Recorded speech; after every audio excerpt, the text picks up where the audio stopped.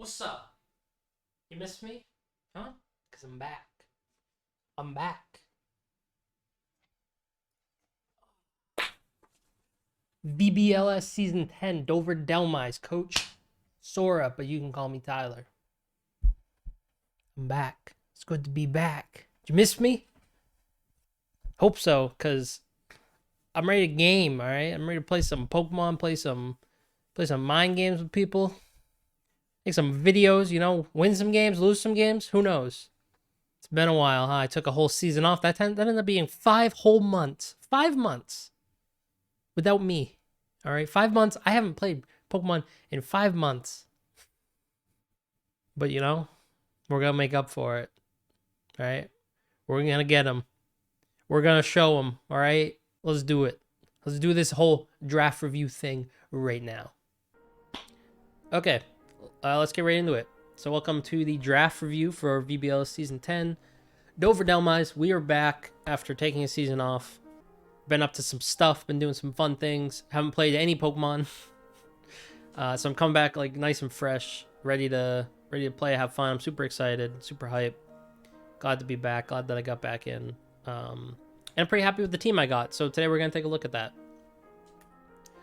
Before we look at the team, though, I want to talk a little bit about my goals for the season. And we'll review the draft and all of that as well. So the first goal is to have fun. I don't want to stress too much about the results, whether I win, whether I lose. I don't want to be upset if I lose or anything like that. I want to focus on having fun and just let the results flow out of that and see how it goes. I think we all play draft because we love Pokemon, and especially in the VBL, we love the community, and it's fun. So if I'm not enjoying myself, then there's not really much point in me doing this, right? And when you're doing something and you're not enjoying it and you force yourself to do it, it leads to burnout, which kind of is what happened to me the last season I played. I got burnt out. So one of my goals this time around is to not get burnt out. I'd like to, instead of shoving all of the work for the week into the weekend, I'd like to try to spread it out a little bit.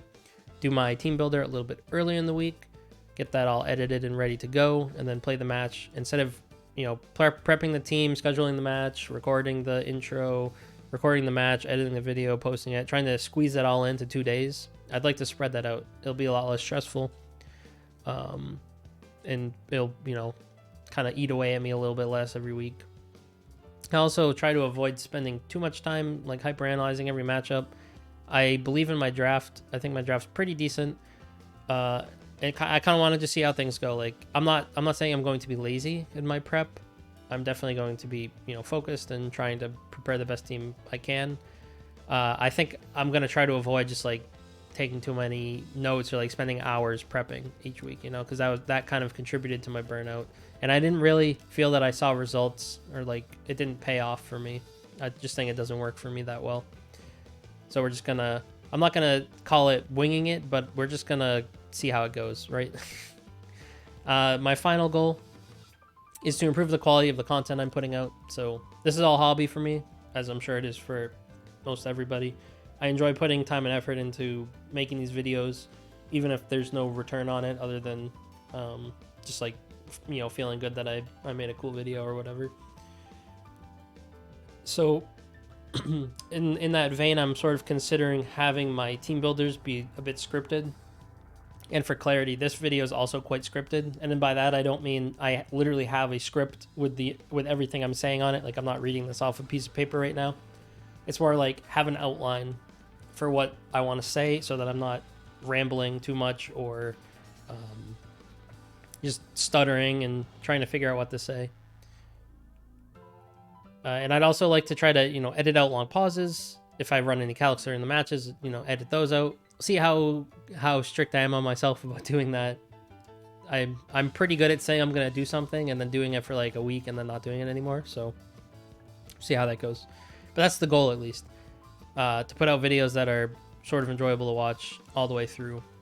I feel like I've kind of disadvantaged myself because I'm not a super emotive.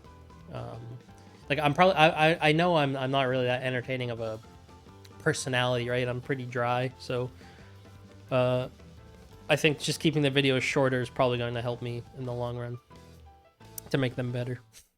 Less me makes the video better. That's kind of sad to say, but yeah. Anyway, so the draft, yeah, that's why we're here. There were 2 conferences, each with 16 teams, Earth and Sky, and then within each conference there were 2 divisions. The in my case, I'm in the Landers division inside of the Earth Conference. So for the draft, we were given 120 points total, and we had to draft 11 Pokemon. I was given the 6th overall pick in my draft pool, and it's a snake draft as usual. So you start at 1, and then you go all the way up to 16, and then you go from 16 to 1, and you repeat that until everybody has 11 Pokemon. So here's a quick look at the Earth Conference. I have not made a graphic for the Sky Conference. I'm not sure if I will. I might. I plan to update this graphic at least every week with the standings. So on the left is the Landers division, which is the one that I'm in, and on the right is the Enamorous division, which is the other division in the conference.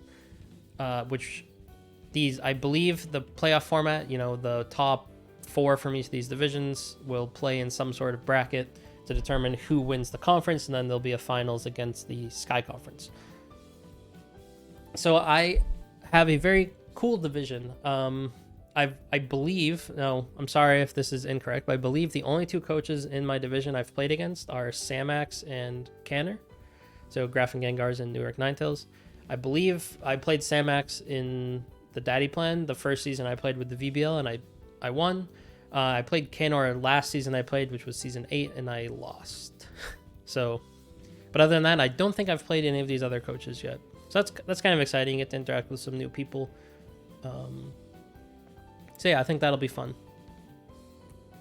All right, let's get right into the draft. So my first pick was URSALUNA, and my first pick was kind of tough because, you know, I pick at 6, so there's a lot of options left. Nobody had taken Iron Hands yet. We had both Urshifu still in the pool. There was all the Ruin Mons, all the shiny new Hisui Mons, or most of the returning legendary Pokemon from the home update. I ended up going with URSALUNA because I think this Pokemon looks a lot of fun to use. It's a shiny new toy.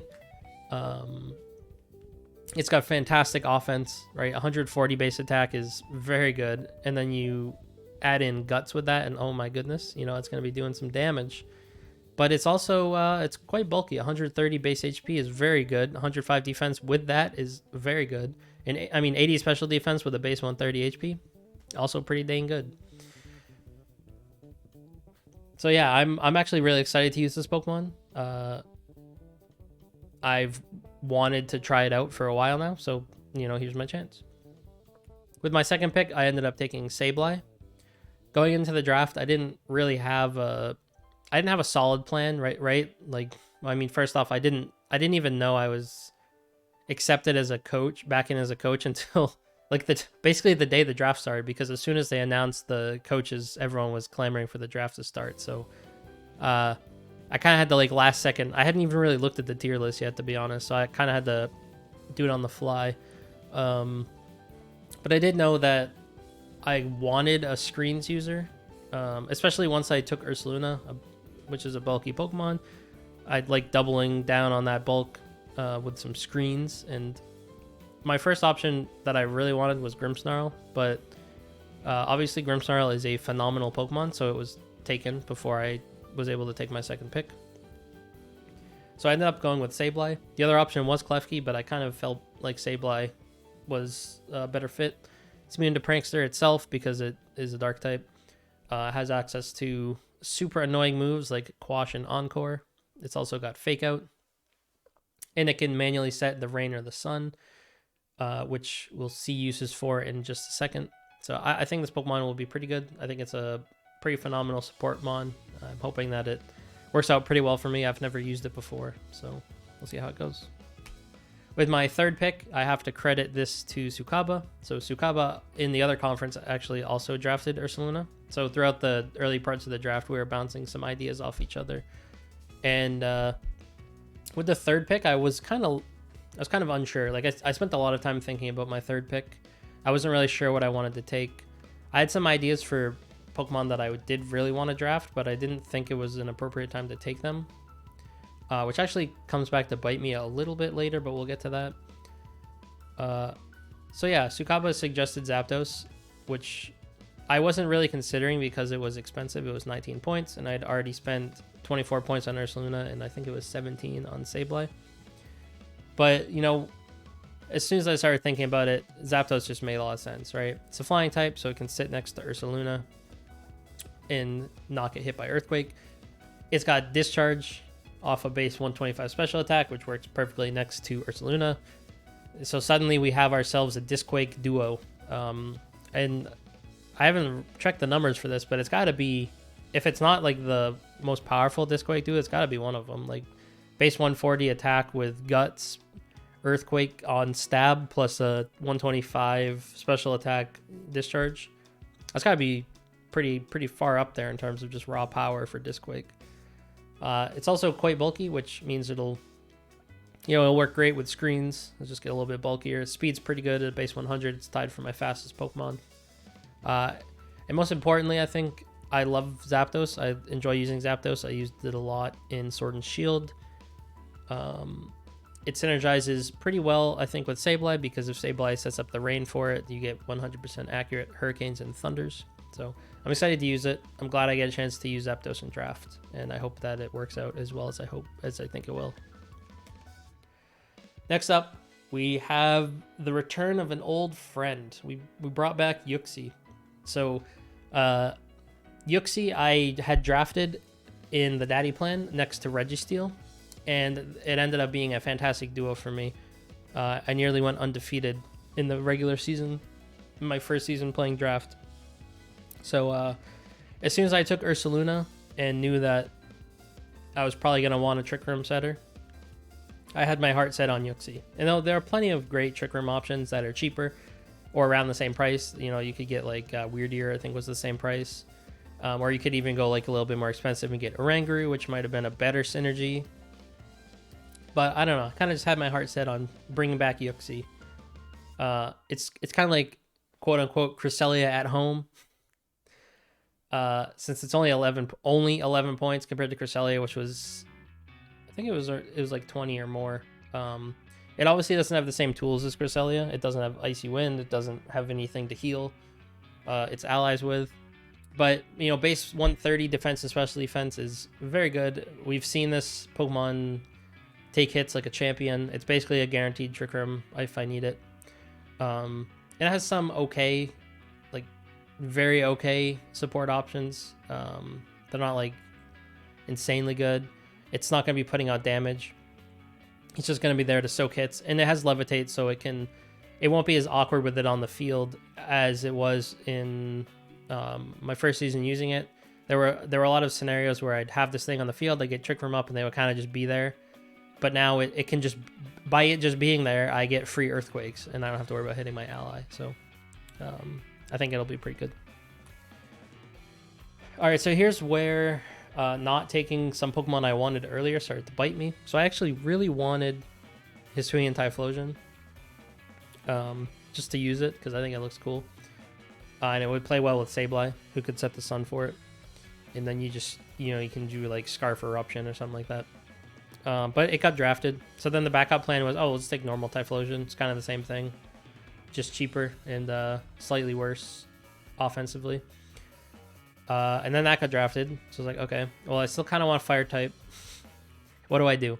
And, Charizard is kind of, for me, it was between Charizard and Moltres. I ended up going with Charizard. They were the same price. I just kind of preferred Charizard a little bit. It's another flying type, which means it can sit next to URSALUNA without getting hit by Earthquake. It's decently fast with base 100. It's tied with Zapdos for my fastest.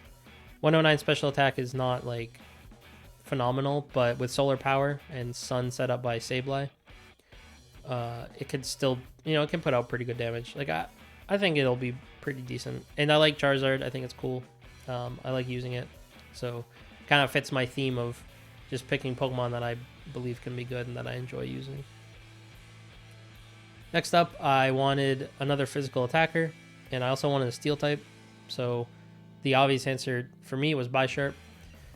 125 attacks, pretty darn good, and then its defenses are pretty good as well. But then you realize that, oh, they gave this thing an evolution for some reason, so it can equip Eviolite. So instead of a base 100, base 70 special attack, you get 50% on top of that. Pretty darn good. It's got Defiant and Inner Focus, which are two fantastic abilities. I like Defiant here because I probably won't be running a lot of Clear Amulet on URSALUNA, so my team would have been easier to prep against for teams that have Intimidate, because you can just throw some Intimidate on there, do some switching, get my attack down, put me in a bad spot. But if I have BISHARP as a threat with Defiant, you know, it wards it off just a little bit. And also it was good to have another physical attacker and a steel type. So I'm excited to use BISHARP.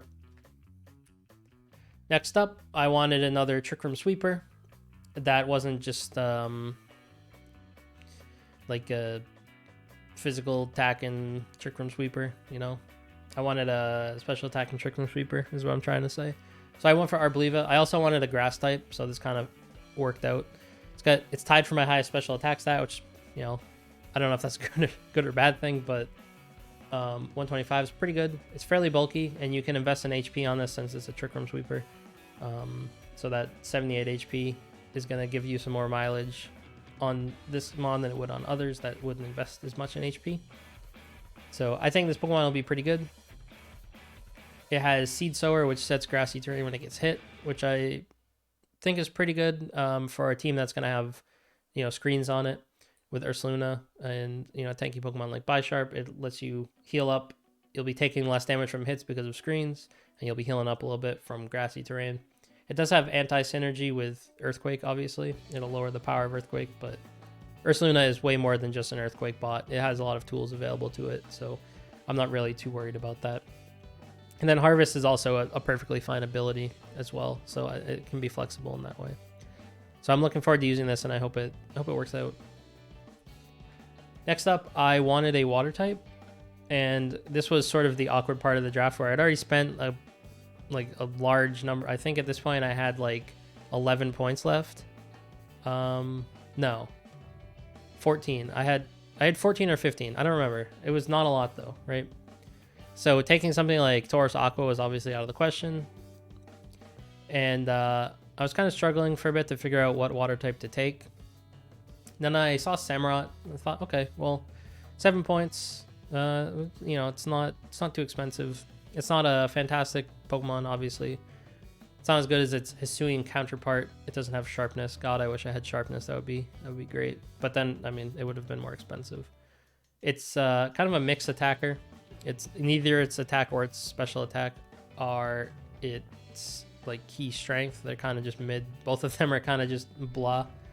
But I think it's okay to have one or two of those on your team in draft because it adds a little bit of variance to your opponent's prep. So like they look at SAMUROTT, they don't know any given week if it's going to be physical attacking or special attacking.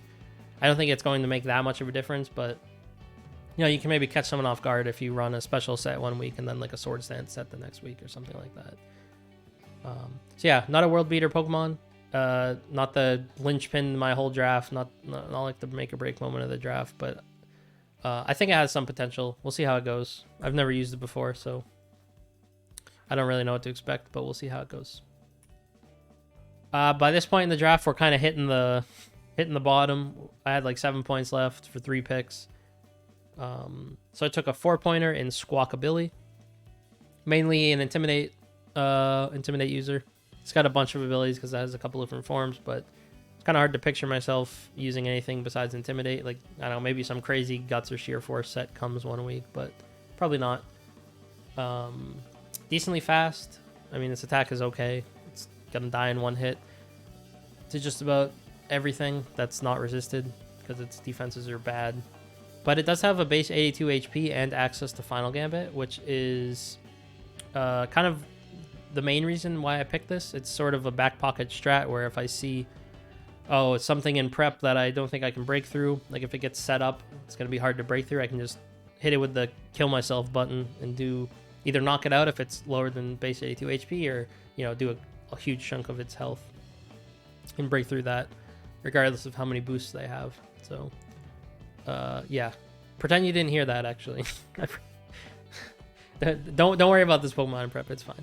I'm probably not going to bring it. Next up, I wanted Riolu, but it got sniped by Tay, unfortunately. So for 2 points, I took Shellos. Storm Drain, just, you know, pretty good on my team next to URSALUNA or Charizard. And, you know, it would take any of those single target water attacks away. Obviously, we're not going to be using any of the special attack boosts for much, but, you know, this thing gets access to Yawn, Icy Wind, obviously Helping Hand, so, like, it can have some utility. I don't know, it'll depend, like, to be honest, I haven't quite looked at all of the other teams in my division, so I don't really know for sure, like, the main archetypes, but, like, if we hit a team that's, like, heavy water or, like, rain team, you know, Shellos might be a bring that week. But we'll see. And then last but not least, we took MEOWTH-ALOLA for 1 point. And, you know, for 1 point, I feel like this is actually pretty good value. It's Fake Out, base 90 speed Fake Out with, like, support moves like Fake Tears, Parting Shot, Taunt.